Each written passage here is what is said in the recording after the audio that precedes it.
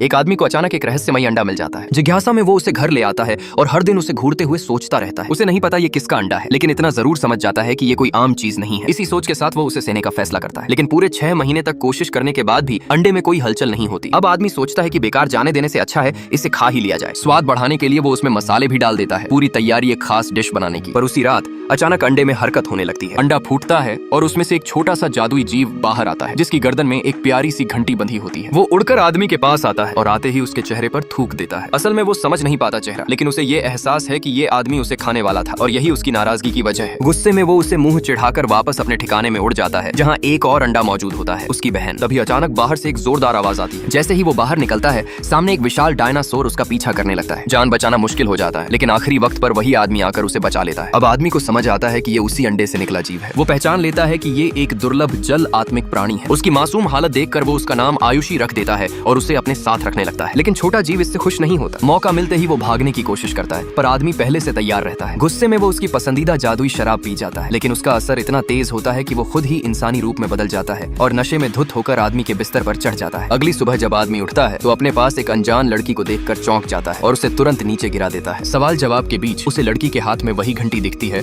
और खाली पिंजरा देखकर सब समझ जाता है ये वही छोटा जीव है जो अब इंसान बन चुका है। लेकिन जैसे ही वो खुश होने लगता है, लड़की गुस्से में उस पर हमला कर देती है। उसे अभी भी याद है कि ये आदमी उसे खाना चाहता था। मौका मिलते ही वो उसके कंधे पर काट भी लेती है। किसी तरह आदमी जादू से खुद को बचाता है और उससे माफी मांगने लगता है, लेकिन वो उसे छोड़ने के मूड में नहीं होती। दोनों के बीच ये अजीब टकराव चलता रहता है और ये सब आदमी का गुरु भी दूर से देख रहा होता है, हैरान कि उसका शिष्य इतना कमजोर कैसे हो सकता है। इसी बीच एक चालाक लड़की उस आदमी को अपने जाल में फंसाने की कोशिश करती है। वो उससे एक खास जादुई छाता हासिल करना चाहती है, जो उसकी जान बचाने वाला एकमात्र हथियार है। उसकी नौकरानी इस बात का विरोध करती है, लेकिन उसकी मासूम एक्टिंग के सामने आदमी पिघल जाता है। रात में वो लड़की फिर आती है और अपनी चालाकी से आखिरकार वो छाता हासिल कर लेती है। उधर अनजान में आयुषी और वो आदमी एक खतरनाक जगह 9 गहराइयों वाली काल कोठरी की ओर निकल पड़ते हैं, एक खास शक्ति की तलाश में। अदृश्य कपड़े की मदद से वो खतरों से बचते हुए अंदर पहुंच जाते हैं, लेकिन तभी आयुषी को एक घायल लोमड़ी दिखती है। जैसे ही वो उसे उठाती है, आसपास के जादुई पौधे सक्रिय हो जाते हैं और हमला करने लगते हैं। आयुषी के पास खुद को बचाने की ताकत नहीं होती, लेकिन आदमी समय रहते उसे अदृश्य कपड़ा दे देता है और खुद खतरे में आ जाता है। ये देखकर आयुषी इमोशनल हो जाती है, जल्दी से लोमड़ी को सुरक्षित रखती है